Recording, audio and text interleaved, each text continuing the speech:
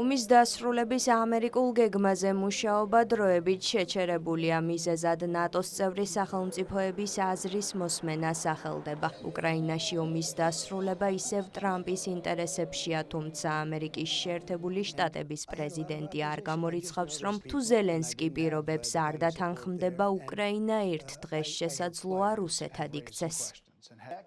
მათ შესაძლოა შეთანხმება დადონ. შეიძლება არა. შეიძლება ერთ დღეს რუსეთი გახდნენ, ან შეიძლება არა. ამერიკის შეერთებულმა შტატებმა უკრაინის დახმარებაში ასობით მილიარდი დოლარი ჩადო. მე მათ ვუთხარი, რომ სანაცვლოდ რაღაცა უნდა მივიღოთ, რომ ასე ფულის გადახდას ვერ გავაგრძელებ. ვუთხარი, რომ სურს 500 მილიარდი დოლარის ღირებულების ლითონი და ისინი დამთანხმდნენ, ასე რომ სულ მცირე თავს სულელებად არ ვგრძნოთ.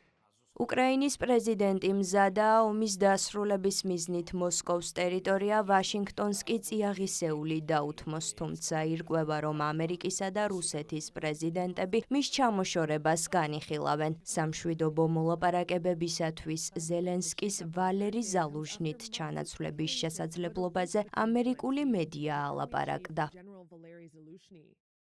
ზელენსკი ახლა ფაზაში შედის, როცა სამშვიდობო შეთანხმების ორი ყველაზე გავლენიანი ხმა არ იზიარებს იმ დიდ აღფრთოვანებას, რომლითაც ის დასავლეთში 3 წლის განმავლობაში სარგებლობდა.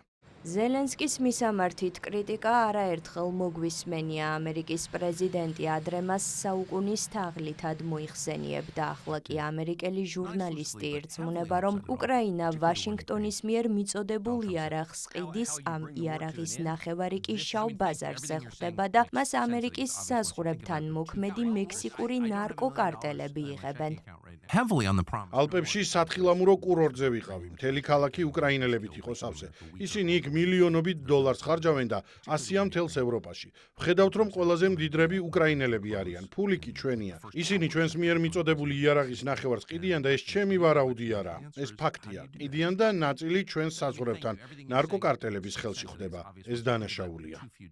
ირკვევა, რომ მიუნხენის უსაფრთხოების კონფერენციაზე მთავარი თემა უკრაინაში მიმდინარე ომი და მისი დასრულების გზები იქნება. პოზიციების შეჯერების შემდეგ კი უკრაინისა და რუსეთის საკითხებში ტრამპის სპეციალური წარმომადგენელი კიევს ეწვევა და ომში ჩართული ქვეყნის პრეზიდენტს გაესაუბრება. კიტ კელოგისა და ვოლოდიმირ ზელენსკის შეხვედრის სავარაუდო თარიღად 20 თებერვალი უკვე მოინიშნა.